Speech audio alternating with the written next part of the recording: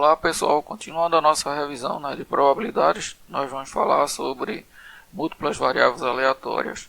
Na aula passada, nós vimos a definição de função de massa, né, de probabilidade, que é uma descrição, né, probabilística para uma variável aleatória discreta. A função densidade de probabilidade, quando ela é contínua. Vimos também descrições parciais, né, das variáveis aleatórias, né, que é a esperança, a variância e os momentos. E mostramos algumas distribuições importantes. Apenas falamos, né? Nessa aula, né, nós vamos dar uma olhada na noção, né, de múltiplas variáveis aleatórias, né, e a descrição, né, probabilística, né, dessas variáveis aleatórias. E também, né, da distribuição cumulativa marginais, que nada é como a gente consegue a partir da conjunta, né, as individuais. Bem, o nosso momento, né, da invenção decisiva, essa foi realmente uma invenção decisiva. Foi a invenção do e-mail, né, em 1971 por Ray Thompson, né, que era um engenheiro da computação americana que trabalhava nessa empresa aqui. Isso aqui, né, foi o nosso primeiro e-mail, né, que era Tomlinson, né, @BBN Tenexon, né? Então era Tomlinson na empresa, né, BBN Tenexon. O arroba, né, em inglês significa que seria em, né, ou na empresa, né? Então aqui era o nome da pessoa e onde ela trabalhava ou onde ela estava, né? Então esse foi o nosso primeiro e-mail, né? E ele o arroba, né, colocado até hoje nos e-mails. Ele não patenteou, né?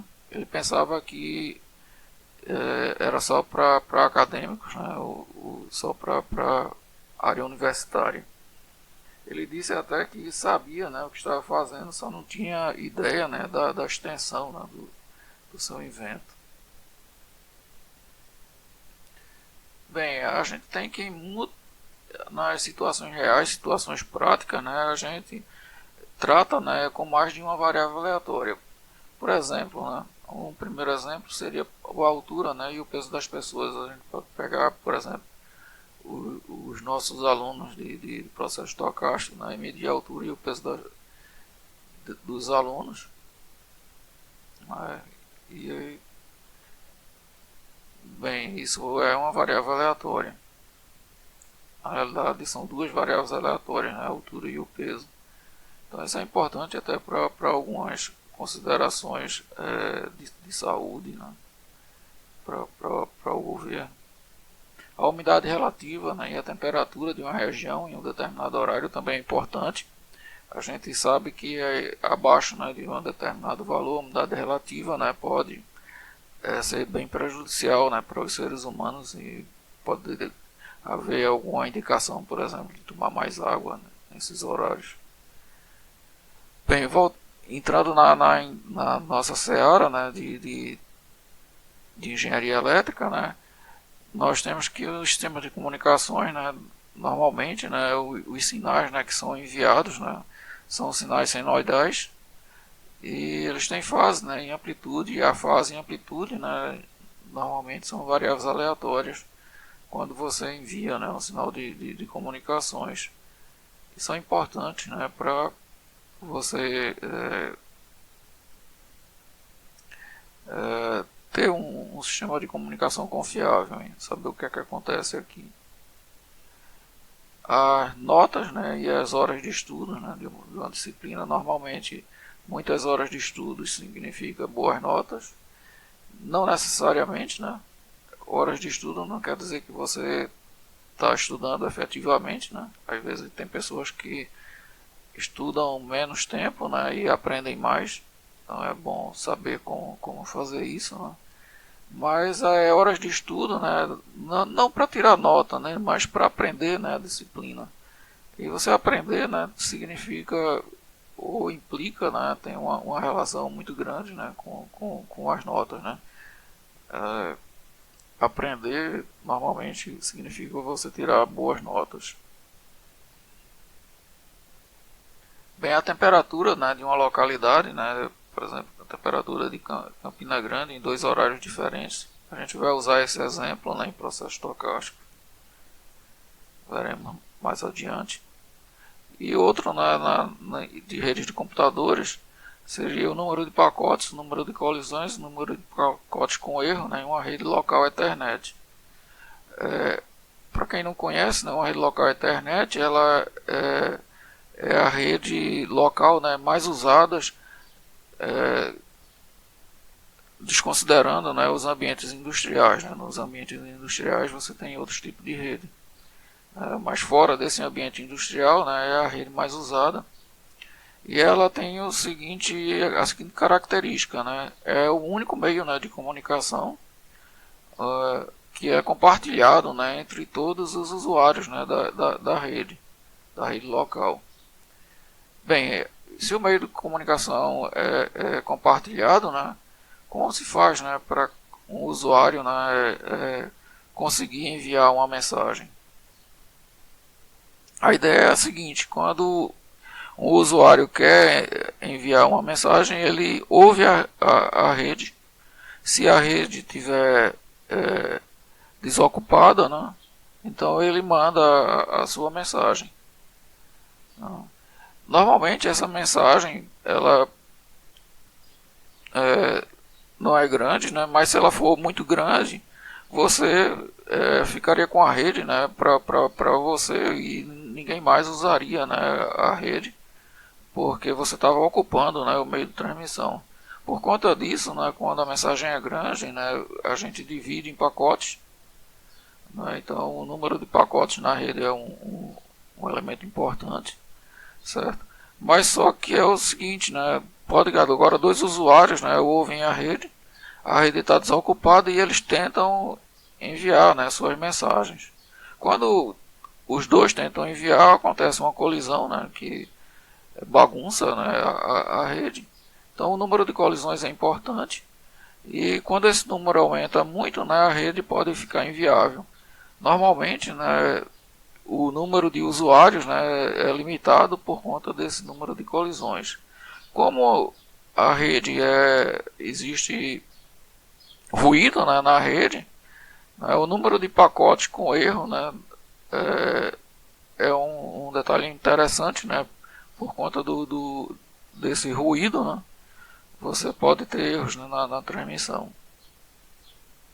Então tudo isso, né, então teríamos três variáveis aleatórias aqui, que seria o número de pacotes, né, que tá passando, né, na rede. Normalmente o que interessa é quando há o maior uso, né, da rede, esse número se torna interessante. Quando ele é menor, né, essas coisas praticamente não ocorrem. Mas quando ela está o número de usuários é grande, né, isso aqui pode ocorrer. Bem, na nossa definição, então, a gente vai usar variáveis aleatórias bidimensionais, né? A gente vai ver que é uma generalização, né, para que a gente tinha a noção de uma variável aleatória.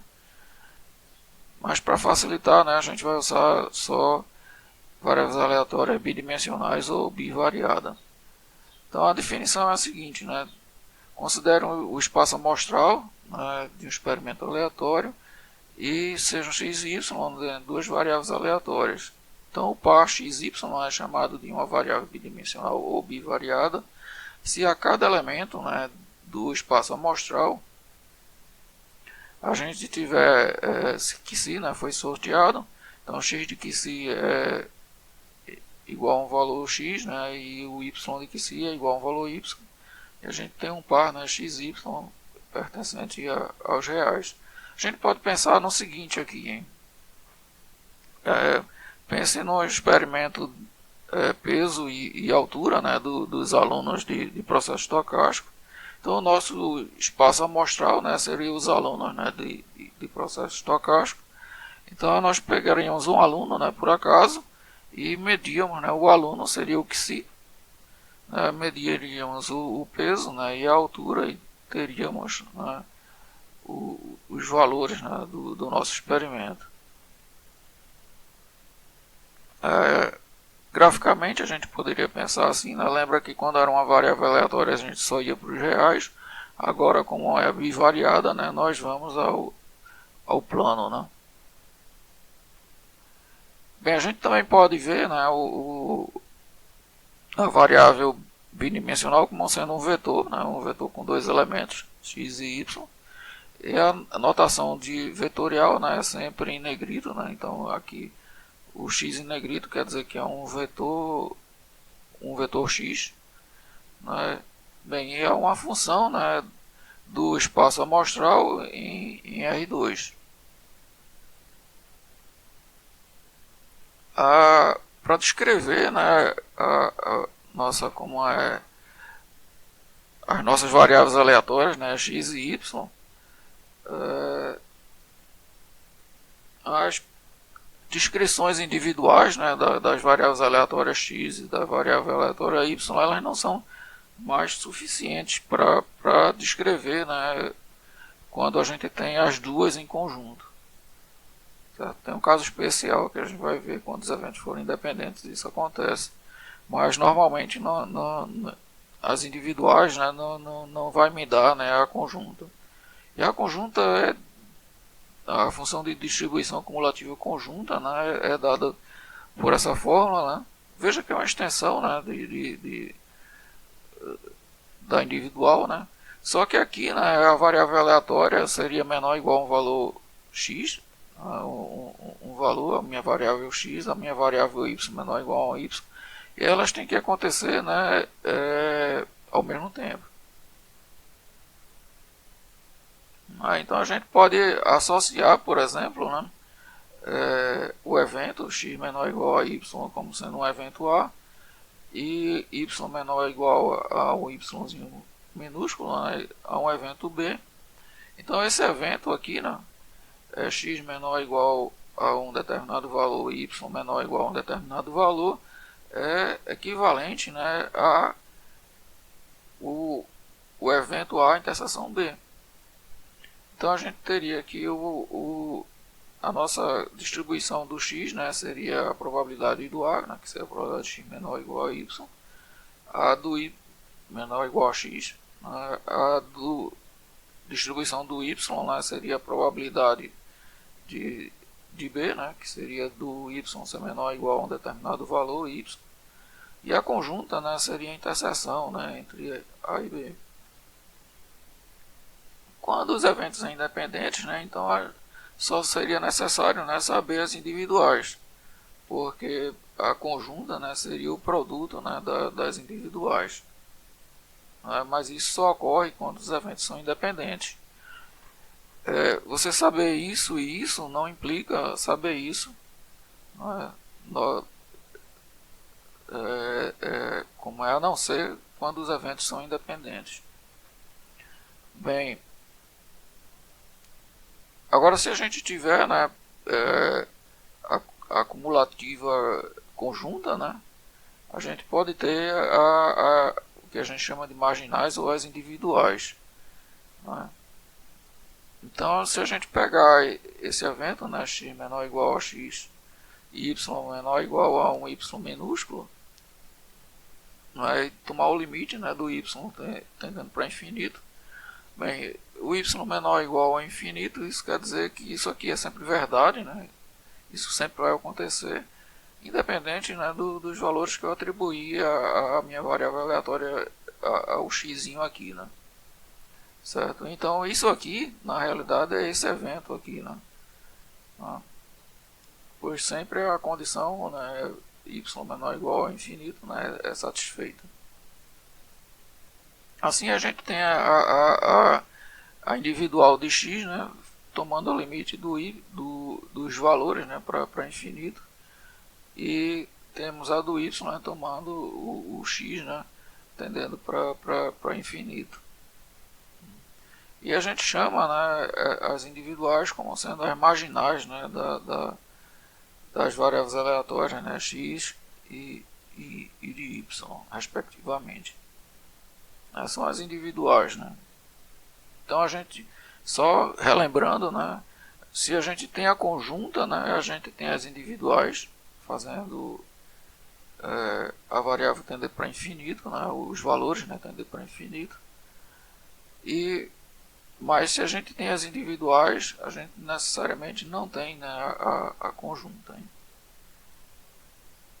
Bem, aqui são os créditos, né, pela figura lá do Roy Thompson, né, foi uma figura tirada da Wikipedia.